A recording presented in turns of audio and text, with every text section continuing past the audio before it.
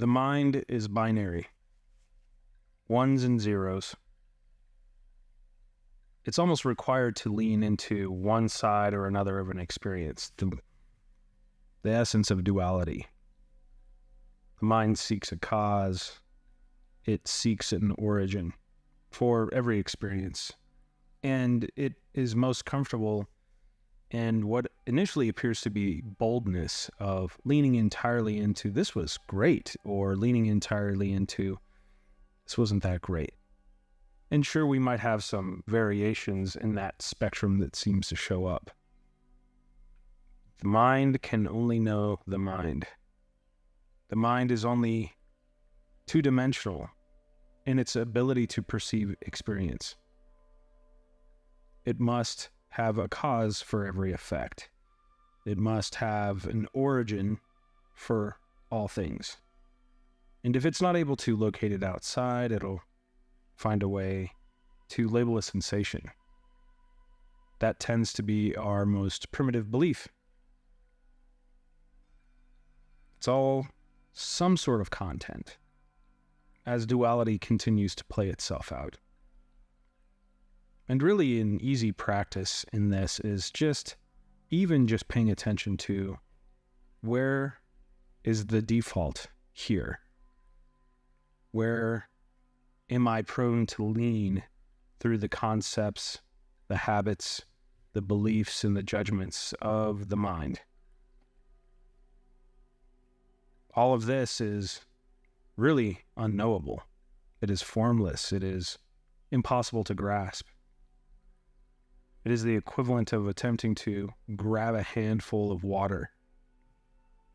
And maybe there's a little substance there as we grab, and the mind says, now I know what this is. It can only label sensations. It can only point to experiences and attempt to orient around them. It can only be at the center of the universe. So in this practice, we can take on the role of the scientist and really experiment with where's the default? In this memory of mine, this projection of a past experience into this moment, what was the default?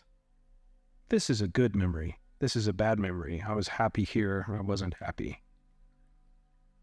The truth is much deeper than that. The truth is something pastel, something subtle, something very, very difficult to pinpoint because it is substance-free. It is like an energy source that can never be measured. And once measured, that would just simply be co-opting once again. As we kind of step into the mystery, it can be useful to pay attention to where we lean. A metaphor could be we're walking the razor's edge. And at first, there's a lot of fear.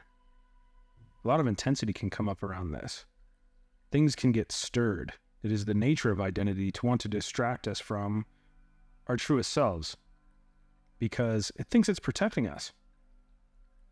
So as we walk that razor's edge, we may have some fear of falling and getting cut, or maybe falling a long way on either side.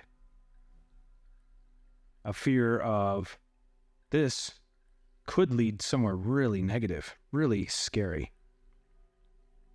Let the fear be the guide. Sit with fear for a bit. Sit with that discomfort.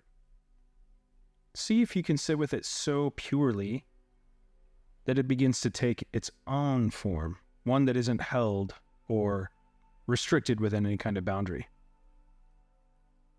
A lot of people find that the sensations that seem to be associated with fear are simultaneously associated with excitement. This curiosity, this mystery, this adventure of walking this razor-thin line can be very exciting. Let that guide you.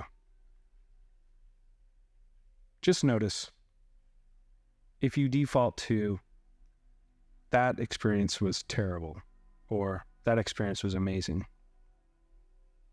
And see if a little bit of stillness can speak to you in that pastel, that ubiquitous yet amorphous color. Something very subtle. To live life in a focused state like this, we intentionally block out the rest. We treat it like chaff, something unimportant. Here I'm encouraging you to allow yourself to soft focus a little. Take the blinders, pull them back, pay attention to what's right here all the time. Like a beacon, subtle, quiet, not always demanding attention, ever present, ever changing. Soften your focus. Be with the entire experience. Sit with that for a while. Then you'll begin to see the mind wants to default to one thing or another, but it can't see everything. The mind cannot feel. Here, we find nothing but presence.